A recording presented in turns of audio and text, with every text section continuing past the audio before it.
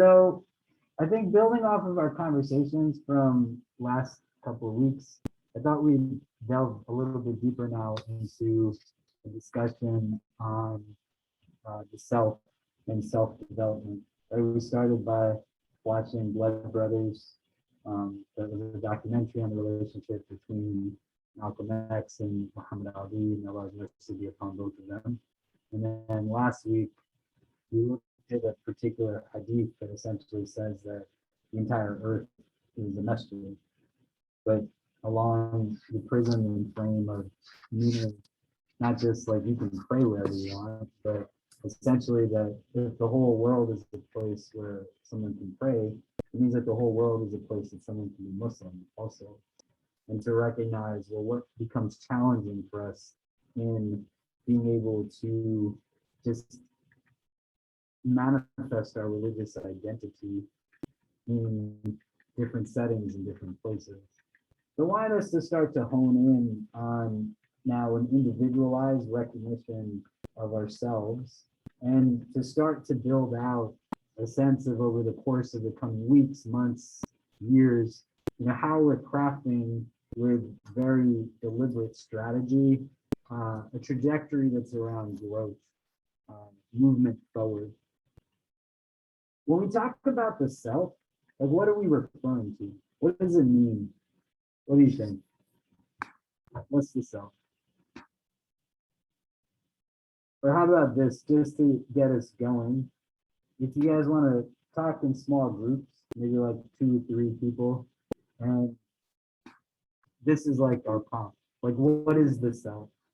And for those who are on the Zoom as well, just if you want to reflect, what do we mean when we're talking about the self? So feel free to break into little groups. What does this mean, the self? Yeah, and then we'll come back in 15 minutes.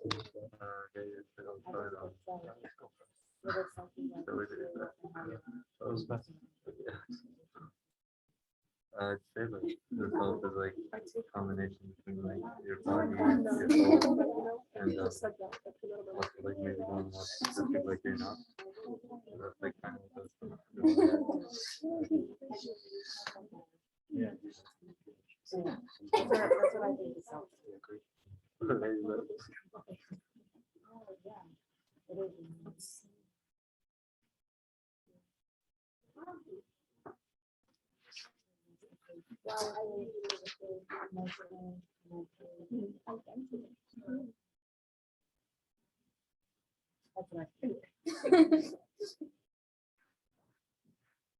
What do we come up with? If we were to give a definition to the self, we're talking about self-improvement, self-development, self-esteem, self-confidence, self-actualization, self-anything. What does this word self mean? What did you guys discuss? So we kind of thought about it like parts of like the body, the soul, and like also you're not. Okay. The body, the soul, the nafs. What else? What did you guys discuss? Something very similar, but it's like we talked about like your spirituality, what was it? Emotionally, mentally. I said identity. Okay. Anything else? Like what makes you you? I think your relationships with people and like your environment and how that affects you. I don't know how to spell. Yeah, Good? you're Yeah, good. that's good. Don't worry about it. Anything else? Like what makes me me? There's not a right or a wrong answer, right? But we want to have an understanding because you're not going to be able to develop something if you don't know what it is that you're trying to develop. There is ambiguity to it. Like if somebody said to me, vacuum the carpet, I have a tangible construct there. I know what it means, right? Vacuum carpet. It's not hard. When you have 2 terms now like self-development, what does that mean? So we have to break down the terminologies in order for us to then understand what those things are. So any other kind of recognitions for your own understanding? Like, what does the self mean to you? Character? Great. Anything else? Morals, ethics. Okay, amazing. Now we talk about development. What does the word development mean?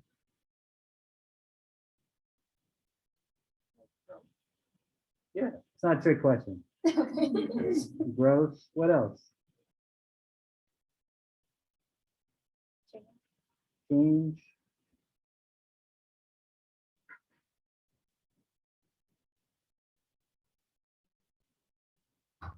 Anything else? Learning Learning, and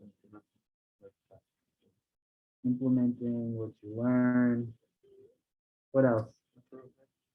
Improvement. Development. What does it mean? Any other thoughts? Addition.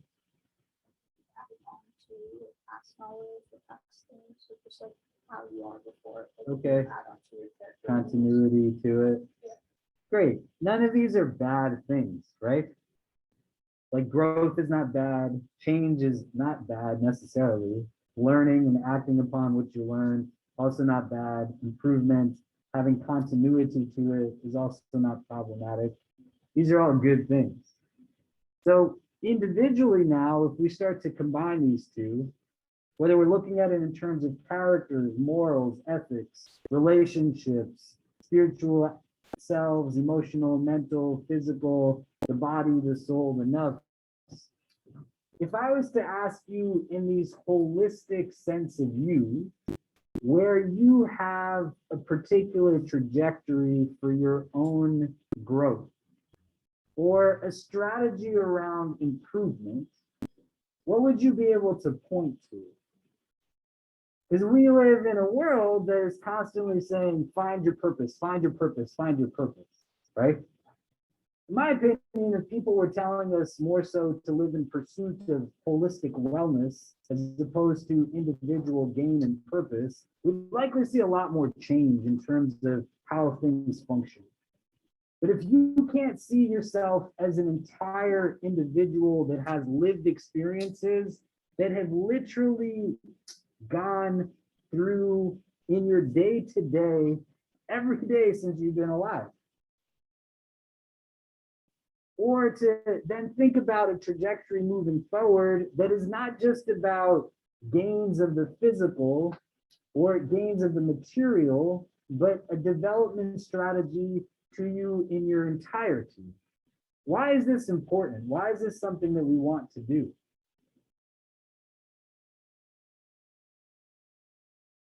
Like, why should somebody be in a space where they are improving or growing the body, the soul, they are improving emotionally, spiritually, and there's change that is rooted in learning and adaptation? What's the point?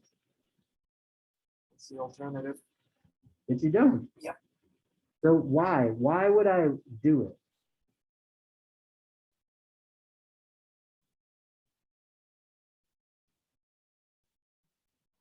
Life isn't stagnant.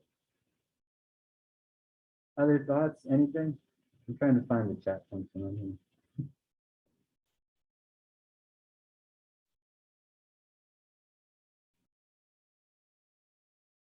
Why do we want to do this? Why do you do anything with what you do?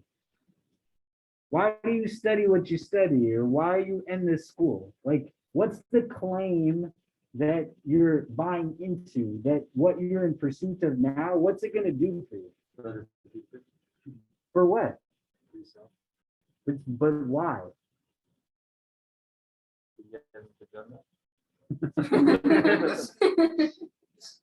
This is what people tell us is going to give us happiness, right? You get a job, you'll be happy. You make money, you'll be happy. You get a degree, you'll be happy. The credential will make you a better potential candidate for a spouse. Marriage is supposed to make you happy, and having babies makes you happy, and getting a house makes you happy. Everything is in a sense of the pursuit of happiness. Our tradition posits that balance is what we're supposed to be about, a people of a middle way. And being people of a middle way is in a space where you are now able to recognize that the middle way is not just necessarily here's an extreme and here's an extreme and I'm right here, but a sense of having balance where there's so much that's in a disarray and imbalance. And balance can't come if the only understanding you have of yourself or what you grow is just the mental, or just the body, or just character, or just your spiritual self. But to understand yourself as a broader, fully autonomous individual that is a combination of multiple parts, you're multifaceted, and it requires a trajectory of growth in all of those areas. Does that make sense? So if we were to look at this within our tradition, we have terminologies that come into play. So you have the physical, which is the jasad, the badan, it's your body. Like the vessel, your soul and your heart, whatever. You can see it, right? It's there. Everybody has a body, right? Yes. Good. You have what's called the aql, the intellect. You have the qalb, the spiritual heart. You have the nafs, which is the ego, the lower self. And we have the ruh, which is the soul. All of these are things that make you you. All of these, though, are not things that have points of existence that come into manifestation simultaneously. In the Adamic narrative of creation, when Adam, peace be upon him, is created, he is created now in a sphere of existence where all of his progeny is shown to him, right? In the verse in the Quran, it says, Alastu bi rabbikum, am I not your Lord? Qalu bala shahidna. They all say yes. All of us say yes. The goal in this world is to take either steps of remembrance that help us to be people who remember that covenant, or we're taking steps of forgetfulness to take us away from a recognition of that covenant, right? And may Allah make us from the zakirin, people of remembrance. The souls, when they're created, they exist in this abode of the arwah, where your ruh is before it enters into this worldly plane. So it's in a space now where it precedes the existence of the physical. When your soul moves from that existence into this worldly existence, it goes into a second realm. So the first place that we're in is in a place that is an abode of souls, right? First existence, souls all together, right? We're all there. We go from there now into the womb. It's called the rahim. There's a deep reflection point here that the first transition that Allah puts us in now from the abode of the arwah is to be in an abode of mercy.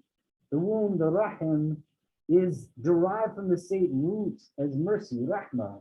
And there's hadith that say that the rahim is essentially forged, it's an extension, a branch from ar-Rahman. And from that womb, you have now an entrance point into the dunya, the worldly existence.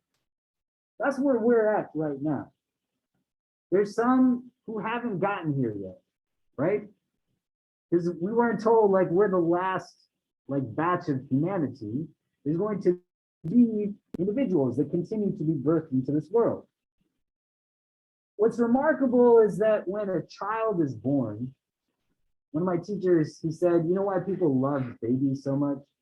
Whether it's their babies or not, whether it's a cute baby or an ugly baby, right? And there's no ugly babies, right? Yeah. It's not because they smell a certain way or because, you remember having your own children or whatever else. He said that why people are so attracted to these new infants is that their souls have not been impacted now by the material world. They're just in a state of like real light and illumination. You can think about this also. If you've ever been blessed to witness somebody taking their shahada and converting to Islam, everybody jumps up and down and they're super happy for the most part. But that person also is in a state where what our tradition says through the Quranic verse is that their entrance into the faith turns their bad deeds into good deeds by some interpretations. In other interpretations, it says that everything good they did counts and the bad is erased. But essentially, they're just in this state anew again, right? You're happy because you're feeding off of the luminosity of a soul that just exists in this way that doesn't have anything problematic with it. That soul is now moving into a physical state of existence. The jasad and the badan is interjected in a dunyawi sense. But the nafs also doesn't exist prior to this worldly existence, right? Like the nafs is just coming into play here. It's not coming into play someplace else. And the movement forward now is you go from the dunya into a fourth realm that we call the barzakh. It's an intermediary realm. It's where the grave is. Right? May Allah make the best of our deeds the last of our deeds. From there, you have a day of judgment. And then you have eternity. And so as a creation, we are created, but we are created for eternal existence. These spheres now of existence that we go through, these realms of existence, they play different roles. Barzakh, the grave, is meant to be a potential place of rest, a place of slumber, right? There's narrations in our tradition that say that for those who do well in this worldly existence, the rest they have in the grave is like the rest of a newlywed couple on their wedding night. It's just like peaceful. The day of judgment is a day of balance and accounting. It's where like the questions of why will be answered. Everything is going to be made whole and restituted. The Quran says, like the ram with no horns is going to have recompense against the ram that has horns.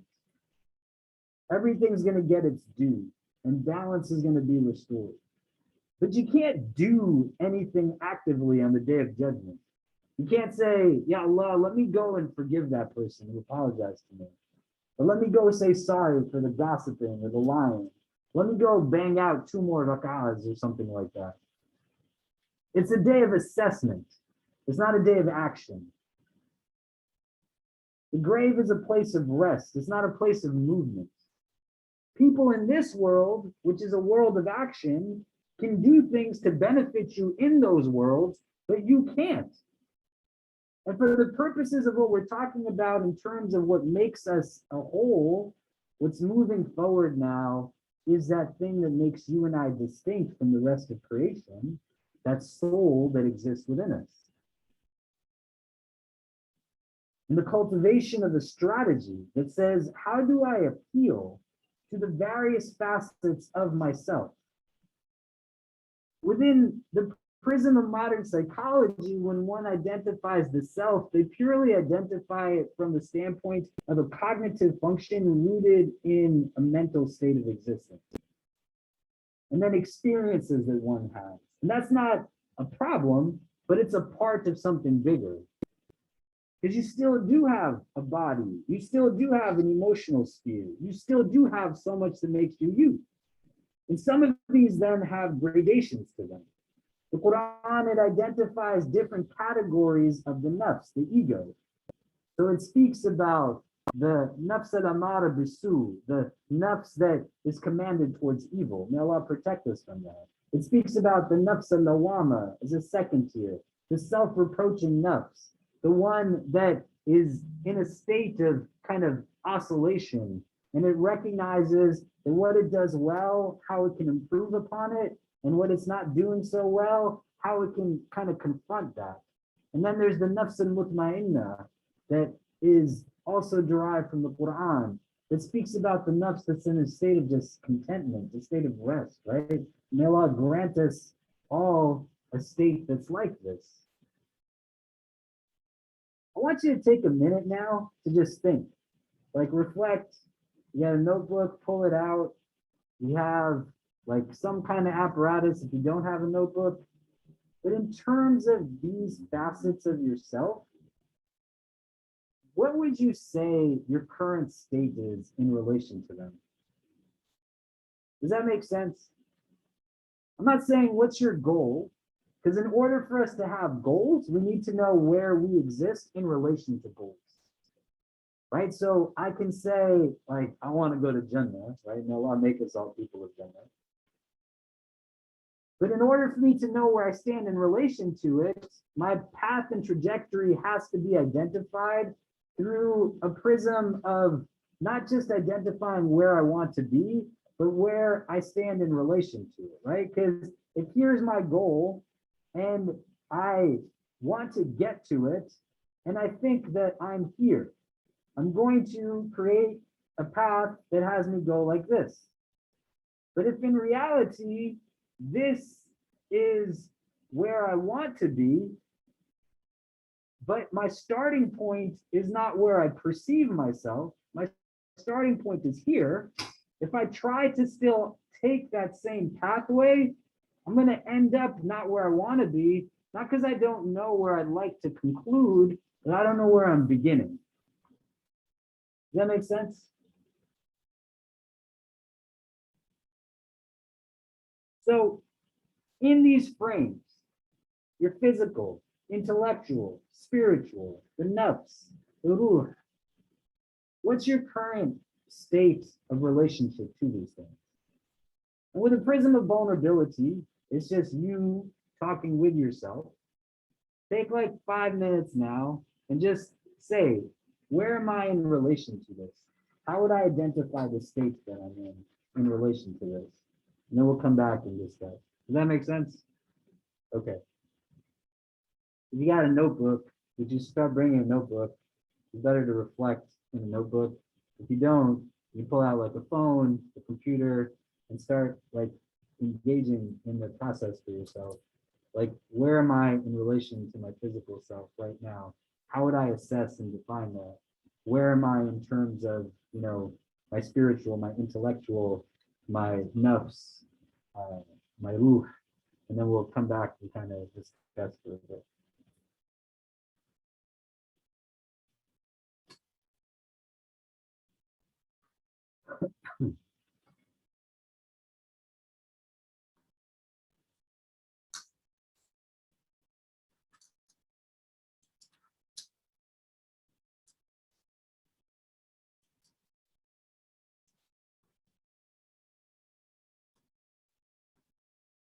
Are people on the Zoom seeing my screen or seeing me?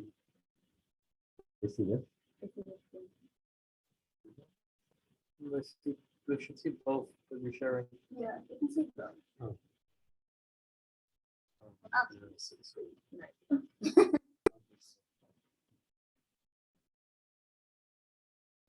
Or maybe not. I guess they can see both. Okay. Yeah. Okay. So, sorry to interrupt. Go ahead.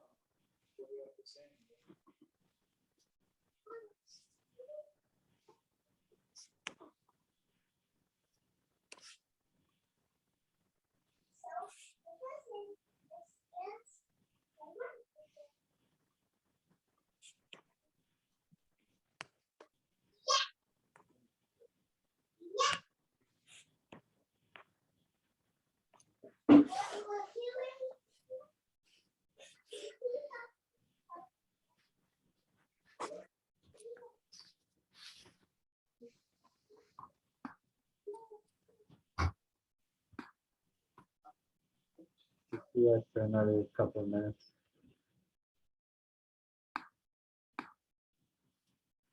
Okay.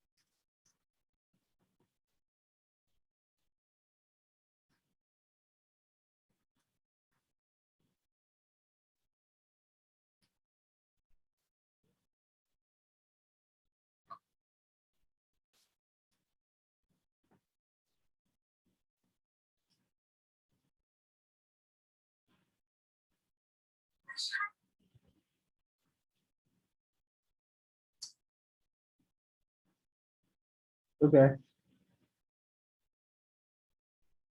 So you don't have to say what you wrote down, but just as a process, like what came up? Was there things that were surprising to you as you were reflecting? Were things that you felt good about, things that were difficult? How was that just in reflecting on those various facets of yourself? Like, what are some of the things that came up as you were writing things down? What did you notice? Anything you were surprised about? Oh, go ahead. I think it's more difficult for the soul to know how to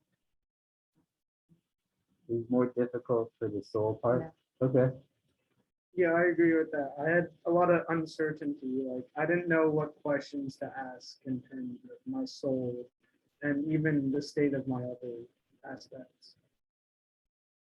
Meaning like your physical state. Physical, apo, spiritual, heart. Okay. What else? Yeah. Weirdly, I felt kind of the opposite, where I kind of could like tell like where my soul was at, but like physically, I was like oddly and surprisingly like kind of unsure. Like I felt very uncertain about how I'm doing physically. I guess because like I think I just have a tendency of like convincing myself I physically feel some way when I probably actually don't. Okay. Anyone else? Anything interesting come up for you as you're reflecting? Yeah. When I'm also reflecting, I kind of focus more on the negative stuff, generally speaking. That's Don't think too much about the other stuff. You also were yeah. more I negative. found a lot of negative stuff more than positive. Okay. Does anybody else have that experience? Yeah. More negative? Did anybody have a positive experience? No. So reflection is not self-deprecation, right? And we don't want it to be self-deprecation. Just like contemplation is not rumination. And they're not just words that rhyme, they have meaning. So when you self-deprecate, you're giving like shaitan access to victory over you. The Prophet ﷺ has a companion who used to have trouble drinking alcohol publicly. And he would come to take the had punishment for it. And when he would come to do so, people would speak poorly of this person. And the Prophet ﷺ would say to them, don't say such things. He loves God and his messenger. In another narration, he would say that don't assist shaitan in victory over your brother. He loves God and his messenger. And people struggle. Most people don't turn towards haram because they're bad people. People turn towards haram because they don't have community support. I had a woman in our community email me this morning who, mashallah, wrote in her email, she's been sober for 9 years. And her email was a note of thanks to the community on a whole, right? And this morning, I also got an email from another sister, another part of the country, who says, I'm struggling with my drinking and I don't know who to turn to. So I feel like everybody is just going to judge me. The one who's gone 9 years sober is because she has people who in this community accept her for a whole person and help her to take it day by day and to recognize that she can get to a place and move forward. No one who struggles is somebody who believes that she cannot overcome because everyone will only see her through that prism. And more importantly, she only sees herself through that way as well. And so you don't want to be a means through which Shaitan has victory over others, but you also don't want to be the means through which Shaitan has victory over you. And there's a nuance that's there, but it's important to recognize, like, you are beautiful because God says he made you beautiful. لَقَدْ خَلَقْنَا الْإِنسَانَ فِي أَحْسَنِ تَقْوِيمٍ, the Quran says. We made humanity in the most beautiful of forms. That's the default set that you're in. A good person can still be better, right? The nafs al-lawama, which is the state that most of us are in, is a state that recognizes where you have areas of improvement and where what you do well, you can do better. But in order to understand what you can do well better, you first have to be able to admit that you do certain things well. And if it's hard to recognize your own lights and your own beauty, like that's what Shaitan does not want you to do. The Quran, it juxtaposes quite often elements of light and elements of shadows, right? Nur and Dhil. And the shadow exists through the presence of light. But if the shadow now starts to overwhelm your perspective and it's telling you to only see yourself in terms of what's not there and what's lacking and what's inadequate, you're going to give yourself a headache, but God forbid, you're going to start seeing other people like that too. Right? Like, show me hadith where the Prophet ﷺ's default is to point out what's wrong with somebody versus to find what's inherently good within them and empower them through that, to remind them that they possess something that's good. How you see people will not tell you just about them, but how you see people will tell you a lot about yourself. The husn of the Prophet ﷺ, his state of ihsan, helped him to see what was inherently good within people and empower them through that, right?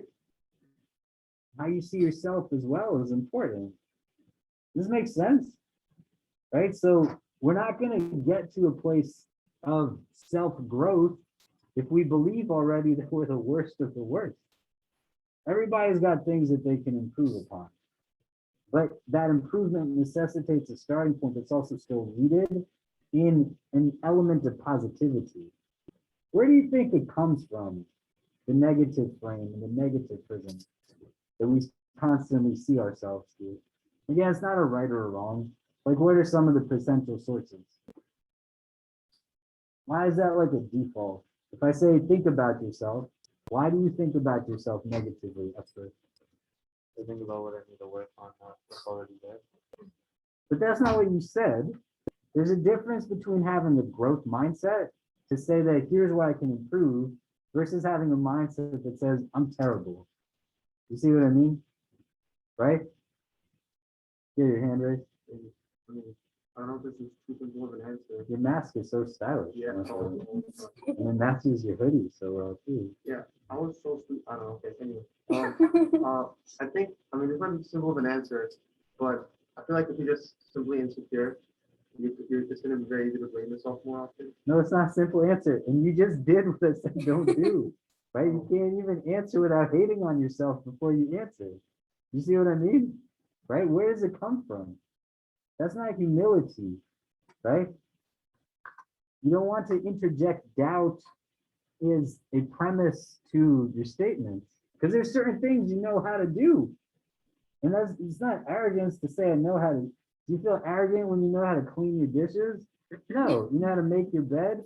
So if you know how to make wudu, you know how to make wudu. Then you move on to the next thing.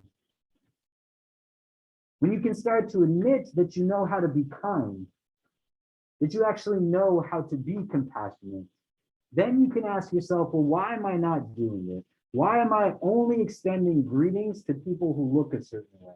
Why am I only interacting and inviting people who come from certain backgrounds? Why do I hesitate in opening up circles of engagement and interaction as a point of productive growth? But the recognition of your potential of a catalyst of goodness and beauty then also removes the excuses of why you're not living up to it, right? You gonna say something? I was gonna say that both people said, but like in our society, there's this culture of humility. To the point they think better something in the middle, people think to be arrogant. So they always want to be humble. That's the word they use. Another reason why I think that our first default is to present ourselves is that nowadays particularly sell. Like there's a full market on how you look, they want to sell you products. How you feel, they want to sell you whatever like means to make you better. So the more that they put on you, the more that they can spend. So like a default, you always think of what can I improve in myself, as opposed to like accepting how you are and trying to work towards being better. Like And that's where the frame of this conversation was happiness, right? What our tradition posits is that balance in these arenas is going to create contentment, riba. And the pursuit of all of these products in a heavily consumer-driven society that tells you that your happiness is contingent upon purchasing what's being sold to you is going to give you fleeting moments of complacency, not everlasting contentment, right? And Allah make us people with contentment. But you got to figure out, well, where's the imbalance really? And sometimes it's in the physical state of wellness, right? There's hadith where the Prophet ﷺ says that he does not like the portly scholar, right? If you are like a person of knowledge and you're not taking care of your physical self, that's a problem. But to understand you have an emotional self, a spiritual self, a mental self, you have different facets of you that are tangible and intangible, and you have parts of you that are physical and metaphysical. To be able to own up to the idea that I don't know how to engage these parts is important, because then you open the door to say, let me learn how to do it. How do I take care of the ruh? How do I take care of the qalb? What does it mean to really take care of the jasad, the badan? How am I engaging my aql and allowing for that to be something that has aspiration to it as well? That's not just through religious instruction and religious ritual, right? Because we don't have like a monastic type of faith that says the only way for you to reach self-actualization is that everybody becomes a religious scholar and everybody becomes somebody who's on the pulpit. No, if anything, our tradition tells us the opposite of that. It says that we have communal responsibility to fulfill. So everyone's role is a very important, valid role, because you can't have societies function if everyone is only performing like one job skill, right? But it's easy to start like losing a sense of conviction and belief, or not feeling like contentment or strength, because sometimes the imbalances come in different modes. And so the hadith, the Quran that speak about, for example, now the challenges that manifest through gossiping, the lying, and you're trying to figure out, well, what's the state of like my spiritual self? What kind of things are elevating my soul and my consciousness? Well, there's going to be impact when you engage in the haram. That's not just the consumption of swine and the drinking of wine and the committing of zina, but like being racist is haram. That's going to hurt your spirit. It's going to hurt your soul. And that's what's moving on to the next prism of existence. You see what I'm saying? You start to read now through a place that says ritual is not just an ends, but a means to something. And I create aspiration for myself. And the biggest obstacle, hurdle, is going to be this self-deprecation. There's 4 types of thoughts that we can have within our kind of cognitive state, right? From a spiritual standpoint. You can have, well, before we do that, like statistically, most of us, we think anywhere from 12,000 to 40,000 plus thoughts in a day. It's a lot. 80% of those are statistically identified as negative thoughts. So 4 out of 5 thoughts that you think are in a negative prism. 96 of those are repeat thoughts, thoughts that you've thought before. So not only are the majority of the thoughts negative, they're compounded again and again and again. Taqwa, which we'll talk about in another week, is not the ability to think. Everybody's thinking. All of you are thinking something right now, right? Some of you are thinking like really weird random things. Some of you are thinking like deeply about different things. Some of you are thinking like things that you might not want anyone to know, and some are waiting for your chance to talk. Consciousness, taqwa, is about reclaiming the ability to choose what you think about, as well as how you think about what you're thinking about. Does that make sense? Including how you think about yourself, how you think about the things that are around you, and recognizing what's cultivating the perspective that I have to begin with. And so it's hard, but you don't want self-deprecation to be there. And later on, we'll talk about core beliefs as well. Why do we see things in negatives, right? Somebody has told me since the beginning of my existence, they're like, I'm just the worst. Or if people have made God to seem like an angry old man in the sky, why wouldn't I believe in God in that way? Or if people weaponize religion and turn it into something where they have torn me down in a way to make themselves feel better, I'm now passing that on by questioning other people's practice in an attempt to make me feel good by making them feel bad and pointing out only where they lack and where they're terrible at things.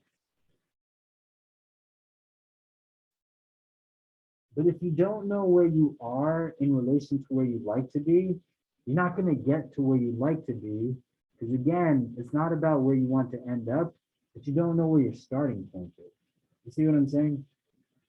So the purpose of this conversation is for us to walk away, not with like a big plan or a strategy, but to recognize that you're bigger than the body that you have. And it's not just about memorizing terms, but to believe that these are things that actually exist. Like, do you believe you have a mind? Do you believe you have a heart? Do you believe you have an ego with inclinations in different ways? How do you start to now draw a plan or a strategy of relation to these things? Because if each part of them is a part of what makes you whole, then not any one of them exists without you in your entirety, right? You are not any one of your thoughts because somebody's got to be thinking those thoughts. Nor are you any one of your feelings because somebody has to be feeling those feelings. So in a space that says that I am now choosing what's going to be sovereign. Do I want the nafs to be sovereign or do I want my heart to be sovereign?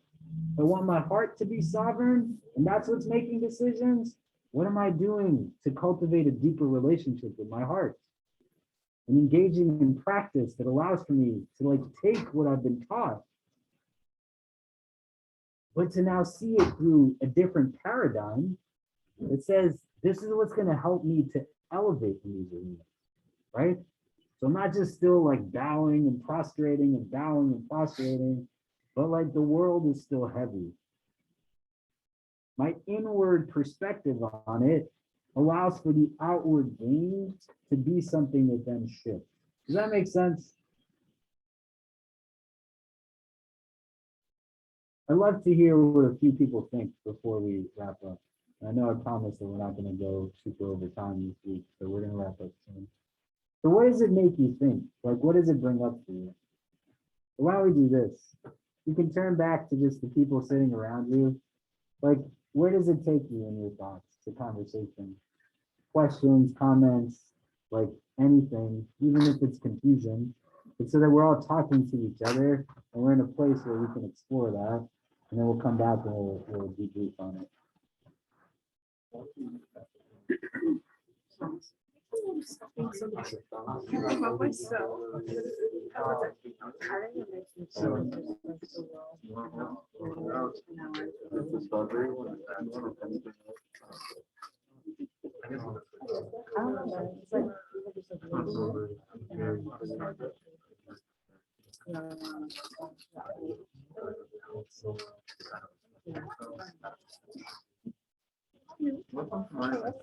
Wow, I think you're gonna be the best out today. I think it's really why do I say so much? Why do I so self-deprecating? Something like really, it's like really bad. You don't want to sometimes I think like do that. Like another thing they get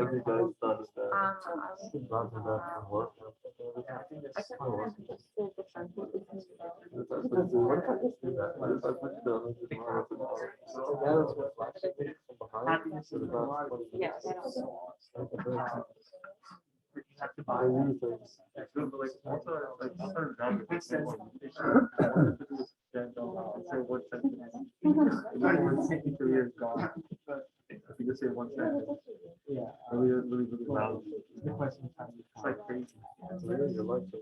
Yeah, like, no. It's supposed to get probably I don't know, like one sentence or like one sentence.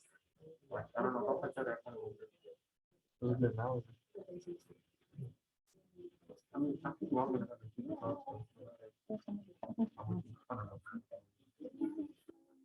What do we talk about just as we're wrapping up? What did you guys come up with? Yeah, Have you heard of intrusive thoughts? I have heard of them. So it's like when you're driving, sometimes you think, what if I? So like when you say controlling what you think, that's what comes to mind. Okay. That's it. That's what we got. My friend, yeah, go. What else? In the plane? You think like that when you're riding in a plane, you said? Me, Yeah. I always think That's like a that. problem. I don't know. My goodness. Yeah, go ahead. I like kind of to offshoot off of that. I was thinking more of like, why do I really think like this? Like, what's the reason behind my self-deprecate or keep myself in such a like negative bubble? What did you come up with? Oh, they're not pretty. This is gonna get become such a downer. Okay.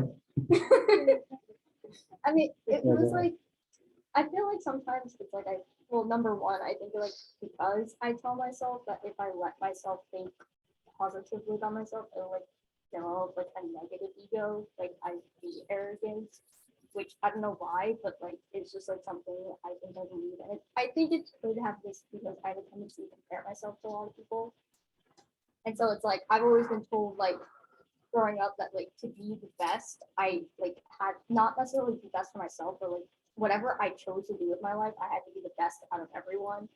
So it's kind of like pushed me into this like sphere of like, okay, well, there's my friend. He's over there doing so well, and I'm over here doing the same things, but I don't have the same results. And so like I didn't feel like I was the best, and I was working more so to be like I was essentially comparing myself to everyone. And so like it kind of led into that idea of self-deprecation where if all you see is everybody else's results and not your own, then how are you gonna feel good about yourself? Mm. Yeah, that's hard. And part of the process, and that's why I say like you pay attention to what comes up. You don't have to name it or make a conclusion on it, but you start to see what's arising, like what's getting in the way, so that you can then figure out when it makes sense, how do I address this, right? You're not good because you're better than someone else. You're good because you're good. You don't. That doesn't mean that someone else also is not good, right? And we want to be a community. We want to be people who are able to celebrate achievement and successes of the other, right? To find joy in other people's happiness, and to not have to live in a way where someone else must have nots in order for me to have. You see, and a recognition of something like this becomes important so that I can now say to myself, well, what gets in the way? What's building that? So I can deconstruct and then construct a different prism of perspective.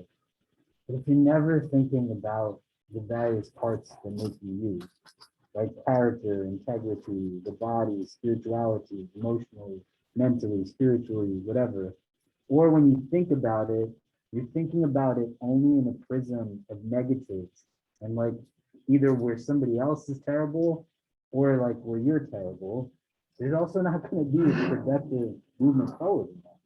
You see what I mean?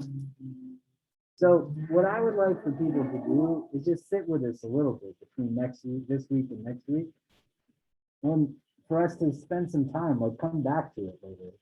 And you wanna start, like we call it a reflections halaqa, because we want to actually reflect like upon something. You're reflecting back upon yourself, right? We're gonna do, for example, a week where we talk about dua. And what I'm gonna ask you to do is like write your own duas out. I write down a lot of duas. Some of you have heard me make dua. You've seen me like read duas that I write down. It makes a big difference when you're bringing presence and reflection and contemplation, and it transforms the experience when you're just sitting in modes of contemplation on things, right? Imam al-Haddad, rahimahullah, he says that reflection is the lamp of the heart. When it departs from it, there's no light in it, right? So you got to come ready to be able to not confront yourself. You're not fighting yourself, but you're equipping yourself now with an arsenal that's already there at your disposal. But most of the world teaches us to live in denial of it so that they can continue to sell us things, as was said, and we can chase after fleeting things for happiness, right? You've probably seen like the same memes that I see all over the place. The people are like, why are you spending $1,100 on a telephone where it's like a percentage of a down payment on a house that you can buy? And you're going to utilize the phone in the same way functionally as the phone you already have. because you think it's going to give you something that it's actually not. And the imbalances that you're seeking to remedy are not based off of whether you own one of these things or not. Because now if everybody has one, like, do you ever sit and really think about, oh man, someone does not have one of these things? Did you start to look and you have like real conversation with yourself? And part of that's about productive interaction that says that, you know what, I do like speak poorly about people. And that definitely is going to impact like my wellness. I am not kind. Versus like, thank God, like I'm kind. You know, the beginning part of COVID, and we'll wrap up here. One of the things that I became so grateful for was, alhamdulillah, that I had the ni'mah, the gift, the blessing of Islam. Because I saw people in New York City, man, who were doing disgusting things. For every person that was willing to forgive rent, there was women reaching out to our community. We raised about $7 million in COVID relief funds and dispersing it to individuals in micro cash grants. We had conversations with them individually. There were mothers with like little kids, single families, who their landlords were saying, we'll forgive your rent if you sleep with Eskimos. That's a potential of humanity. It's a dark potential, but it's a potential. I was talking to people in one of my classes today, and then Reham and I were talking about it briefly outside of my office, where these guys sent a letter to Black students at UMass. It's just like, aside from the fact that you have these thoughts of people, the fact that you feel bold enough to share that kind of nonsense with somebody is telling of the kind of person you are. There's potential for people to get to that place. You telling me those kind of things are not impacting people's souls? Or impacting like people's hearts? And where Shaitan gets us, the four thoughts we have, and we'll talk about it later, other than the negative prisms psychologically, you can have thoughts that are Rabbani, thoughts that are like from God, right? They're just good thoughts. Malakani thoughts, like angelic thoughts. These are the type of thoughts that are going to say that do like the extra stuff. Sit down and make dua after you've prayed, right? Don't leave like before you give greetings to people. You're going to then have nafsani thoughts that are going to tell you things like, you don't need to make dua, go, it's almost class time, right? Somebody else is going to serve the food and be the last one to eat, right? You just get in the front of the line. You're not doing a haram, but like you're also not putting someone else forward. And then shaitani thoughts are the kind of thoughts that are going to be like, you just don't pray. It's okay. There's a justification to say poor things about that person. I'm like, no, man. Like, what are you saying? Even where you think there's goodness, there's potential problems. I was a TA at a local CUNY school when I was an undergrad here. And I remember going into the prayer room of that school in the middle of the winter, it was snowing. And I had gone to make wudu and came back to pray. And there's a small musalla. There's a guy leaning against the wall, like he was like the boss of this place. And not to stereotype him, big beard, glasses. And some guy came behind me and he was like, let's pray together. And I said, sure. And we prayed, I think, Zohar or Asr together. And then as I'm done giving my salams, the homeboy against the wall says to the guy in Urdu that you have to repeat your prayer because this guy's wearing his socks and he just wiped over his socks when he made wudu and his prayer doesn't count, so your prayer doesn't count. And then I started talking back to him in Urdu and I said, hey man, like I can understand every word you're saying.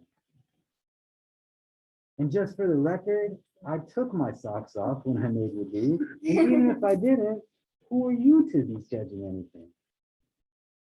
He was like, I'm sorry, brother. And I was like, you are sorry, man. He thought he was doing something good in whatever way. You give them the benefit of the doubt. And when shaitan can get you under the guise of goodness to be hurtful, that's not good, man. And so you want to be able to inventory, right? In retrospect, you think back to the day, like what did I achieve and what could I have done better? So that on the next day, you try to do it. And the foundation of all of this is a God that loves you more than a mother loves its child. A God that believes in you even more than you believe in yourself. So every opportunity of another day is to just get up and try your best again. And to be able to say, I lived well today, I'm going to live better tomorrow. I didn't live so well today, then I'm going to do better tomorrow. Because I'm not in pursuit of people who are foolish. I'm in pursuit of a God who's looking for a reason to accept them, right? So try to pursue wellness and try to pursue balance instead of being in pursuit of what this supremacist, individualistic society tells us to chase after purpose and all of this other kinds of stuff. The priority is to have wholeness and to be a source of wholeness for others. To spend some time between this week and next week doing some of this for yourself. Where do I stand in relation to these things? Right? In retrospect, don't do self-deprecate. I used to do this and now I don't. At least then you know what you could do. Just start doing it again. And then if you have time, start to think aspirationally. Where do I want to move forward? What are goals that I have for me? And then be supporters of one another. And then we'll see if next week we pick up on some of that a little bit, inshallah. But individually, if you want to have conversations, talk about any of it, what comes up, feel free to reach out and you can do that as well. So we're going to wrap up here. And for those who haven't prayed Isha, we'll pray Isha in a few minutes, inshallah. Otherwise, we'll see everyone next Monday. A few quick announcements. We're going to do all of our same halaqas that we normally do for the week. So Sheikh Sahib tomorrow, Sheikh Aisha on Wednesday, Sheikh Faraz and Sheikh Sahib on Thursday. This Friday after Jummah, we'll be having lunch. So try to stick around and plan to be here for lunch so we can all kind of get together, especially as the weather is getting colder. I don't know what's going to happen when it's really cold outside. We'll probably like provide hot chocolate and other stuff and still try to make it work until they let us eat indoors, and maybe we'll go to a dining hall or something. It'd be nice as much as we can while the weather is nice to still spend time together outdoors while we can, eating together, sharing a meal together. So tell other people to come as well. The MSA here at Washington Square Park and the BMI sent out an announcement today about a mentorship program that they started. You can sign up to be a mentor or to be a mentee, or probably even to do both if you wanted to. But it's a good way to be able to offer support and get support. So you're not kind of just going through things on your own, whether that's professional advice, classes to take, etc. I recommend signing up for it in either capacity. There's a bunch of other events that the undergrads or the different clubs are doing. For grad students, on Thursday at 5, we're going to do a grad student meet and greet where people will meet out here. So if you're a grad student and you know grad students, let them know. We'll meet up out here, and then we're going to go for tea in that area as a way for grad students to get together. And this is the last thing I'll say just on the announcement end. There's a lot more undergrads than grad students. One of the things that makes our community great is that everybody kind of gets along well together. So just try to reach out to some of the grad students. But when they show up to things, some of them are like in a different phase of life, right? So be mindful of that in terms of how you're welcoming everyone in. You can still have connections, but for a lot, they're not like accustomed to being in New York City. Some are coming from international backgrounds. They're not so well acquainted. It's really important that they have like kind of a good sense of support and community and sisterhood and brotherhood. So if you see somebody who even looks a little bit older, still go and like greet them, ask them how they're doing, what their time is like. It'll go a long way in getting them situated. Okay, Jazakallah khair. So we'll pray Isha in just a few minutes. And I'll see everybody next week. Inshallah. Assalamu alaikum.